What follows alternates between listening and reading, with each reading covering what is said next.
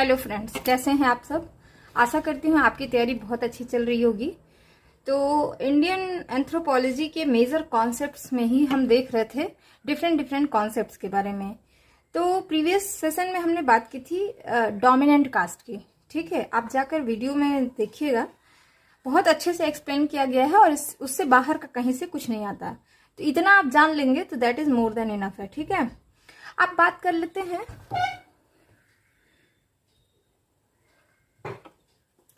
एक दूसरा कॉन्सेप्ट जो बहुत इंपॉर्टेंट कॉन्सेप्ट है और लगभग सभी एग्जाम्स में और कॉम्पिटिटिव पेपर्स में और कॉलेज या यूनिवर्सिटी के एग्जाम में जरूर पूछा जाता है, वो है नेचर मैन स्पिरिट कॉम्प्लेक्स। ठीक है, ये बहुत ही मशहूर, बहुत ही इंटेलेक्चुअल पर्सनालिटी हुए हैं, एंथ्रोपोलॉजिस्ट हुए हैं, प्रोफेसर एलपी विद्यार्थी।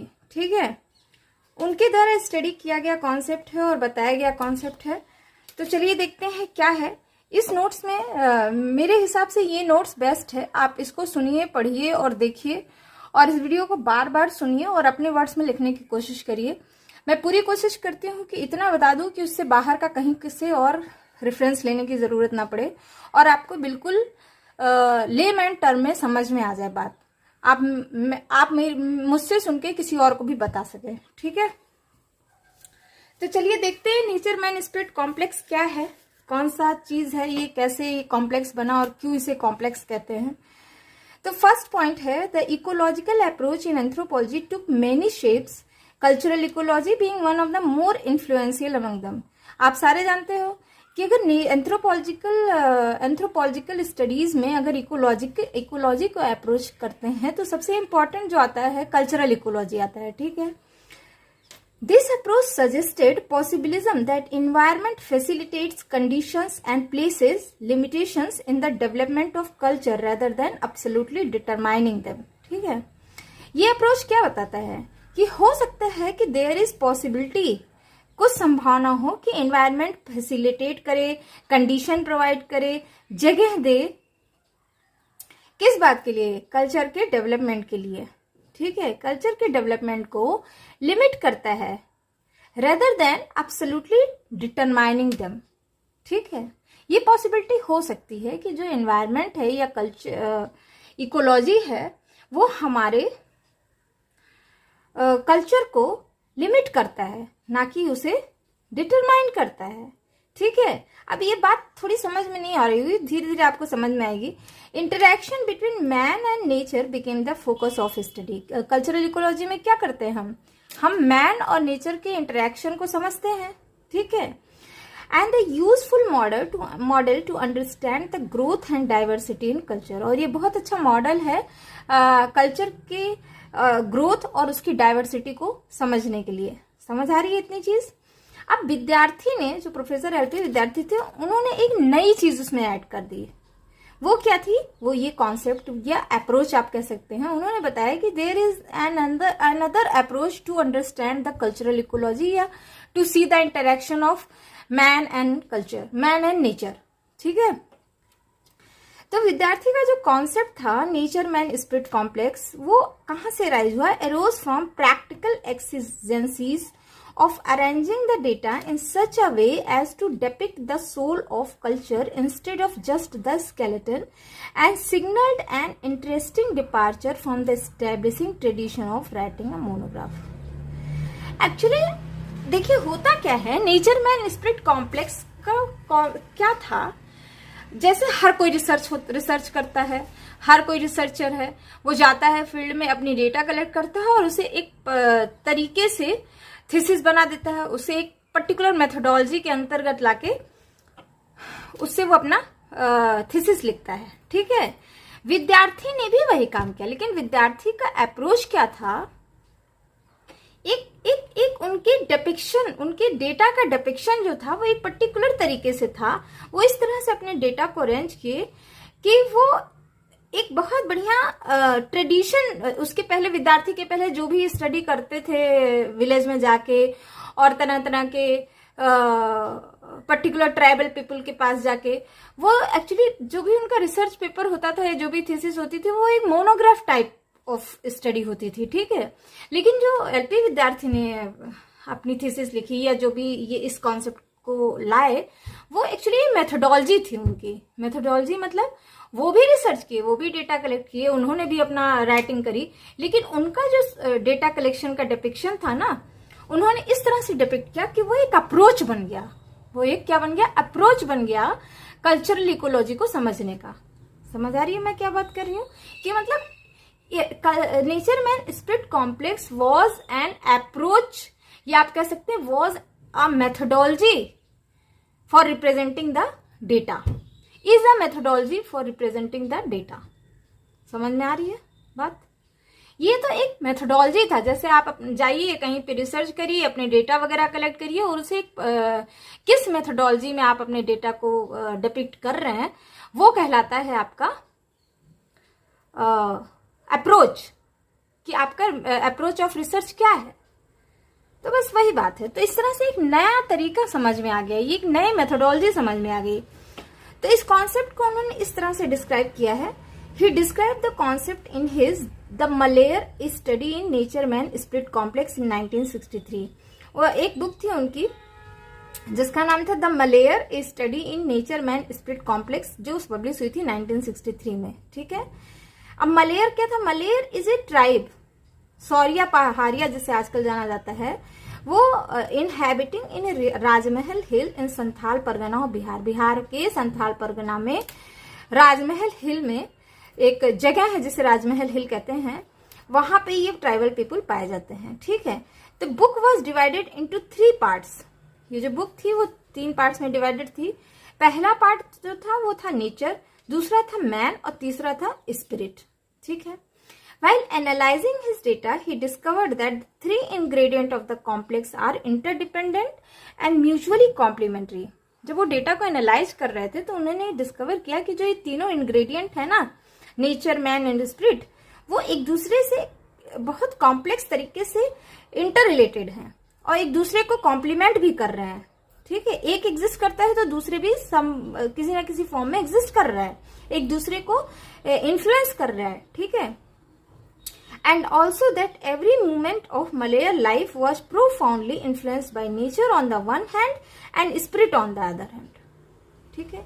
तो मलेयर लाइफ जो था, मलेयर लोगों की लाइफ जो थी वो बहुत ज्यादा इन्फ्लुएंस थी एक तरफ तो नेचर के, दूसरा स्पिरिट के। स्पिरिट मतलब वहां पे एक मान्यता थी कि कुछ ऐसे क्या रिलीजियस बिलीफ थे। ठीक है। यहाँ भूत प्रेत नहीं समझिए आप, एक रिलीजियस बिलीफ था। द 3, वो जो तीनों थे वो actually are so closely interrelated, इतना इंटर रिलेटेड थे आपस में, और इतने ज्यादा एक दूसरे से गुथे हुए थे और इंटरडिपेंडेंट थे कि existence of one simply can not thought of in the absence of another, कि एक का एग्जिस्टेंस दूसरे के, एक के एग्जिस्टेंस को दूसरे के एब्सेंस में समझा नहीं जा सकता था। तो मतलब तीनों को समझना जरूरी है एक को समझने के लिए। समझ आ रही बात?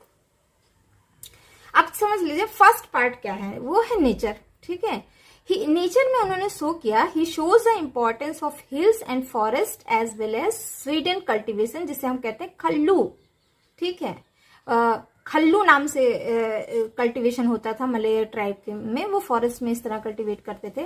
Around which the entire Maler life revolve, उसी कल्टीवेशन के चारों तरफ उनके मलेयर लाइफ का सारा एक्टिविटी घूमता था। ठीक है। विद्यार्थी ने कहा कि Maler culture originated, developed and florished in the lap of nature. Maler culture जो थे, मलेयर पीपल जो थे, वो नेचर में ओरिजिन करते थे, नेचर में ही डेवलप किए और नेचर में ही फ्लोरिश किए, पले बढ़े और आगे बढ़े मलेयर ट्राइब। ठीक है।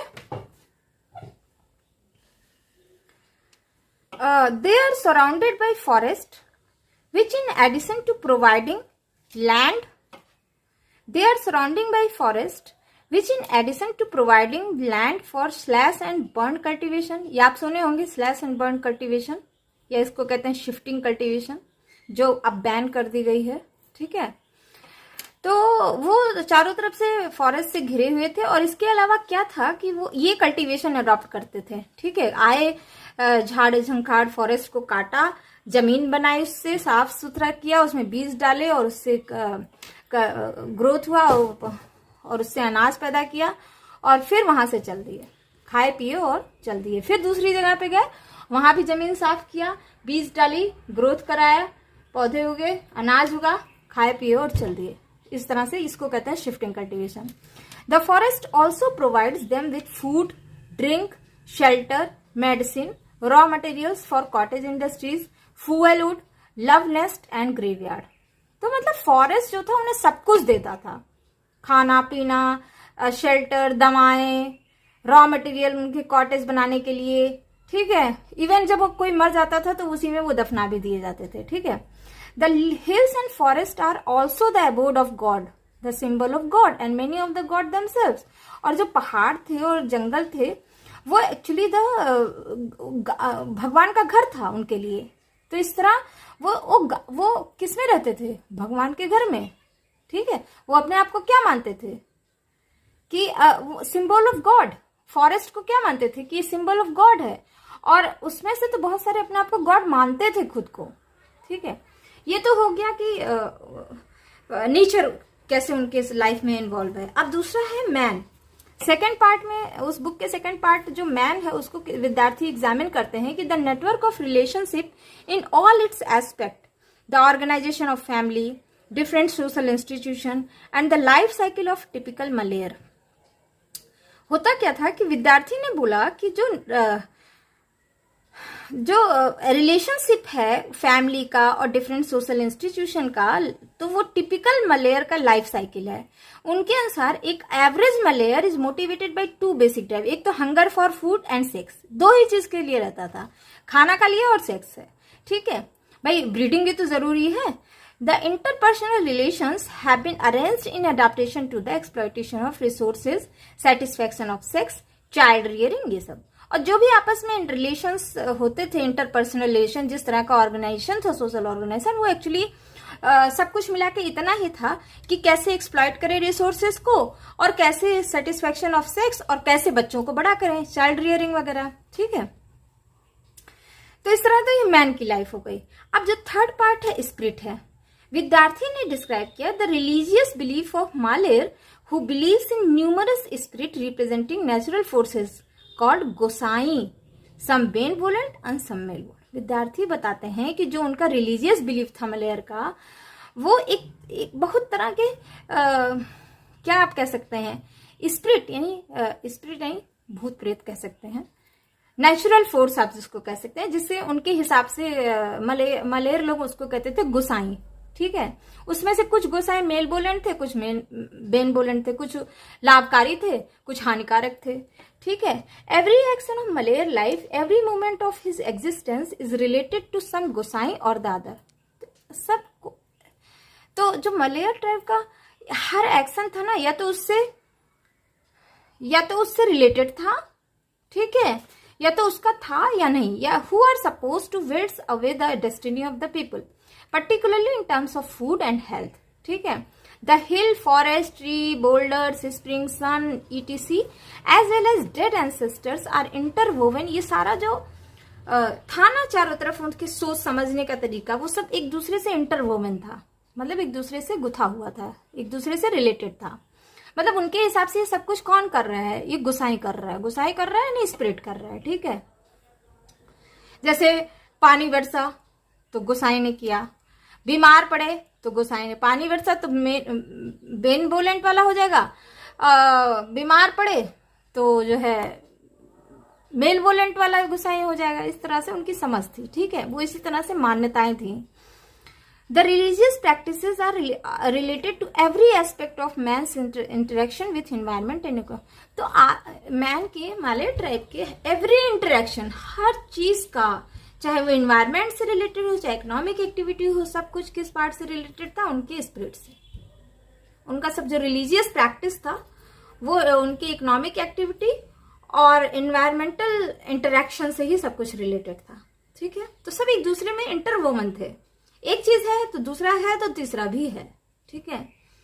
Thus, we find that the three part not only describe the whole gamut of Malayan culture, but viewed as a whole, a complex, clearly demonstrate the functional interrelationship between various components of a culture. इस तरह हमें मिल गया कि ये जो तीनों part हैं ये केवल मलेयर लाइफ के पूरे, मलेयर कल्चर के पूरे गैमोट को ही रिप्रेजेंट नहीं करते, बल्कि ये पूरा कॉम्प्लेक्स है और ये बहुत फंक्शनली इंटरडिपेंडेंट है। इसके सारे कंपोनेंट बहुत प्रॉपरली रन कर रहे हैं, एक दूसरे से इंटरैक्शन में है और एक दूसरे से रिलेशनशिप में है और एक दूसरे से कॉन्स्टेंटली कॉन्स्टेंटली एक दूसरे से रिलेटेड है, इक्विलिब्रियम में है, बैलेंस में है। These constantly strive and strike balance and equilibrium so that the culture में एग्जिस्ट एंड परसिस्ट। और इस तरह से उनका कल्चर एग्जिस्ट भी कर रहा है और परसिस्ट भी कर रहा है, अस्तित्व में भी और साथ साथ रन भी कर रहा है। समझ आई इतने हाथ तक समझ में आ गया? चलिए, अब तो ये समझ में आ गया कि सारा रन कर रहा है, लेकिन अब इसे कैसे जानेंगे कि कैसे रन कर रहा है? कहीं तो डिस्टर्बेंस पैदा करेंगे, कुछ तो गड़बड़ करेंगे, तभी तो समझ में आएगा। हाँ भाई, अगर तीनों में से कुछ भी बैलेंस बिगड़ेगा तो सब बिगड़ेगा। तो वही बात है। नेक्स्ट देखते हैं, an example of what happen if A change in any one aspect is introduced without taking into consideration the whole the complex was provided by Malayar themselves. एक एग्जाम्पल लिया कि क्या होता है कि अगर एक एस्पेक्ट में चेंज घुसाते हैं, इंट्रोड्यूस कर देते हैं, बिना कंसीडर किए कि दूसरे एस्पेक्ट को, बिना उस कॉम्प्लेक्स को, बिना पूरे सिस्टम को कंसीडर किए किसी एक चीज में बदलाव ला देते हैं, ठीक है, तो क्या होता है? As part of tribal development, जैसे ट्राइबल डेवलपमेंट प्रोग्राम इनिशिएट किया गया था उस टाइम, तो गवर्नमेंट ने क्या किया था कि government build permanent brick house colony in the foothill and some land in the plain for settled agriculture with cash incentive. तो क्या हुआ कि ट्राइबल डेवलपमेंट का प्रोग्राम शुरू हुआ तो गवर्नमेंट ने उन्हें परमानेंट ब्रिक हाउस बना दिया, कॉलोनी बना दिया और कुछ लैंड दे दिए और कुछ कैश दे दिया इंसेंटिव के तौर पे। लेकिन हुआ क्या? Very few Maler families occupy these houses and they too went back after some time, mainly because the new life was against the deep rooted belief system. हुआ ये कि बहुत कम मलेयर फैमिली थे जो उन हाउसेज में रहे। इनफैक्ट बहुत सारे तो वापस चले गए, है ना, ड्यूरिंग द टाइम, कि भाई जो उनका नया लाइफ स्टाइल था वो उस बिलीफ सिस्टम के हिसाब से नहीं था जो उनके बिल्कुल दिल दिमाग, उनके लाइफ साइकिल में घुसा हुआ था। क्या घुसा हुआ था? नेचर और स्पिरिट। उनके चारों तरफ फॉरेस्ट, वो जिस तरह रहते आए थे हजारों सालों से, फॉरेस्ट में ही रहना, फॉरेस्ट में ही ग्रोथ करना, फॉरेस्ट, और उनका जो बिलीफ सिस्टम था कि भाई ये गुसाई है, ठीक है।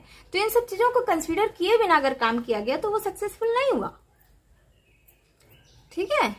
They felt that their Gosai will be angry if left alone and will cause misery. अच्छा, उनके अंदर ये आ गया बिलीफ कि अगर हम अपने गोसाई को अकेले छोड़ देंगे तो वो नाराज हो जाएंगे और फिर हमारे साथ क्या होगा? हम गरीब हो जाएंगे, बहुत सारी कैलेमिटीज आ जाएंगी।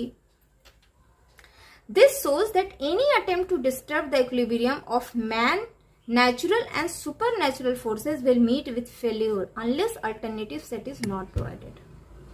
ये क्या शो करता है कि अगर एक भी इक्विलिब्रियम को आपने डिस्टर्ब किया तो उसमें से चाहे मैन, चाहे नेचर को, चाहे सुपर नेचुरल फोर्सेस को, तो वो सब कुछ क्या हो जाएगा? फेल हो जाएगा। तो दस the concept is important theoretically for development anthropology and practically for. तो आप समझ गए होंगे कि ये कॉन्सेप्ट किसके लिए इंपॉर्टेंट हो सकता है। एक तो डेवलपमेंट एंथ्रोपोलॉजी के लिए, और जो प्लानर और एग्जीक्यूटिव्स हैं, ठीक है, जो ट्राइबल डेवलपमेंट को सपोर्ट करते हैं या एग्जीक्यूट करते हैं, उनके लिए ये कॉन्सेप्ट बहुत इंपॉर्टेंट है। भाई कभी भी हम कोई डेवलपमेंट थिंग एग्जीक्यूट करते हैं तो हमें सारी चीजों को कंसीडर करना पड़ेगा। अगर नहीं किए तो वो प्लान फेल हो जाएगा और उनकी पूरी लाइफ डिस्टर्ब हो जाएगी, समझे। तो तरह तरह के रिवॉर्ड्स भी हुए हैं, आगे आप बताऊंगी मैं कि कैसे उन्होंने अपने अग्रेशन को, अपने गुस्से को, कैसे उस चीज को सेटिस्फैक्ट्री ना होने की वजह से कैसे वो रिबिलियस एटीट्यूड डेवलप हो गया और तरह तरह के रिवोल्ट हैपेंड हुए, ठीक है। तो ये तो था नेचर मैन स्पिरिट कॉम्प्लेक्स। अच्छा, अब एक चीज और देख लेते हैं कि इसी के हिसाब से फिर बाद में बहुत सारे और सिमिलर स्टडीज हुए या विद्यार्थी के ही कॉन्सेप्ट को और समझा गया। तो वो था अदर स्टडीज में। आफ्टर विद्यार्थी many scholars also examine the concept in different अलग अलग इकोलॉजिकल सेटिंग में भी समझे। Doctor VS. सहाय ने स्टडी किया निकोबारीज और अंडमान निकोबार आइलैंड में। In this entirely different setting a forest island surrounded by sea, Sahay find similar forces. ठीक है, इन्होंने भी सेम चीज पाई कि अगर विदाउट कंसीडर उनके हैबिटेशन और उनके बिलीफ्स को डिस्टर्ब करेंगे तो भाई डिस्टरबेंस होगा। ठीक है, तो आप पाएंगे similar conclusion also drawn with the after the study of Pahari of Bihar by R K. Prasad, Soliga of Karnataka by S G. Murab, Onge of Andamanese by R S. Mann, Pando of MP by R K. Sinha, Kinner of Himachal Pradesh by मतलब सीधी सी बात यह है कि आगे जितने भी एंथ्रोपोलॉजिस्ट आए या रिसर्चर आए उन्होंने इस अप्रोच को अलग अलग तरह से टेस्ट किया, या कह सकते हैं इसी मेथोडोलॉजी को अपनाते हुए अपनी स्टडी करी, अपनी थीसिस की, कुछ नया अप्रोच लेके नहीं आए। ठीक है, अब इसी चीज को जो पीछे अभी जो मैं डिस्कस कर रही थी, इसी चीज को यहाँ पे मैथमेटिकल टाइप से लिखा हुआ है। ठीक है, तो लगभग 2 डिकेड के बाद इसको री एग्जामिन किया, जिसे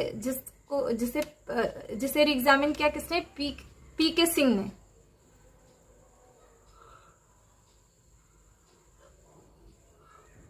उसी विलेज में जाके जहां पे एलपी विद्यार्थी ने किया था।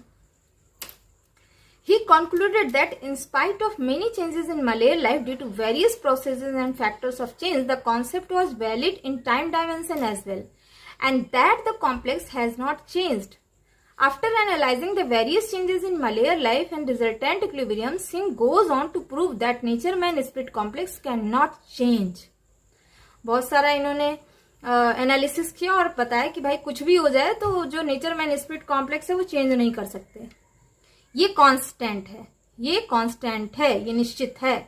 With the help of mathematical computation he has shown that nature man spirit complex is not just a concept to understand the culture of primitive society but may well be a law of cultural development.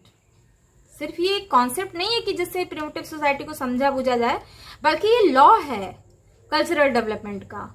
It is not possible to give a detail exposition here, तो हम थोड़ा सा ऐसे समझ लेते हैं।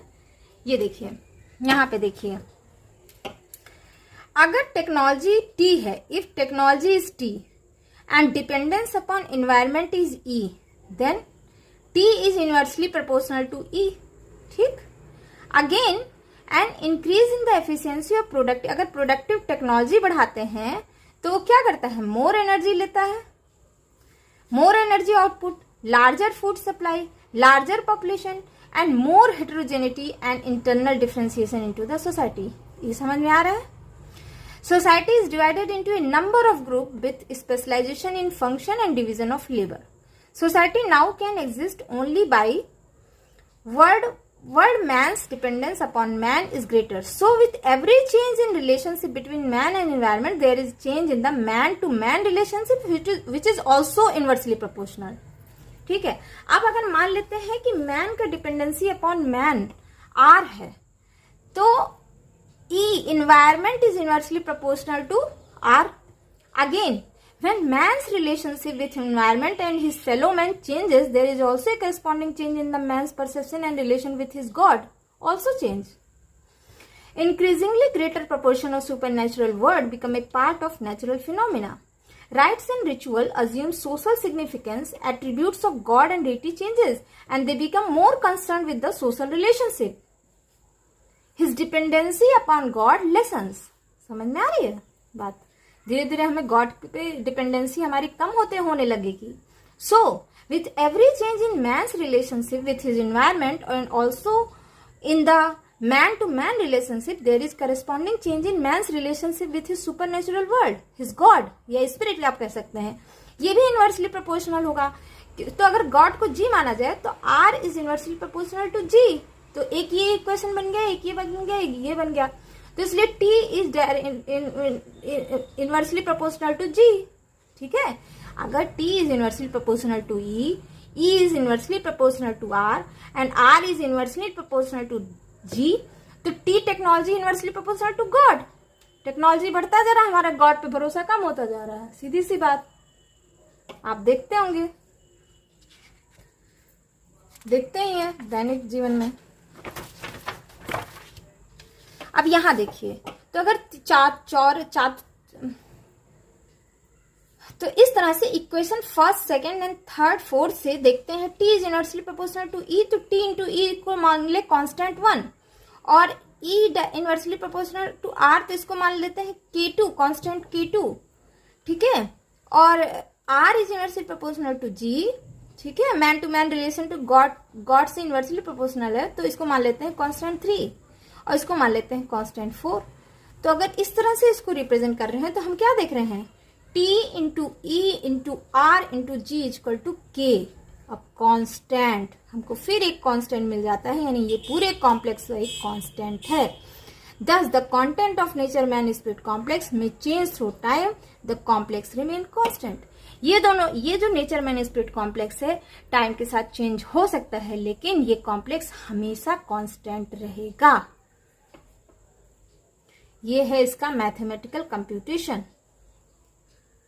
तो अब वीडियो के दौरान स्क्रीनशॉट लेके इसको एक बार अपने टर्म्स में समझ लीजिएगा, और फिर भी समझ में ना आए तो मुझे कमेंट करिएगा, मैं अगले सेशन में जरूर रेक्टिफाई करने की कोशिश करूंगी, ठीक है। तो that is all for today's discussion. Thank you so much, thanks for listening, bye bye.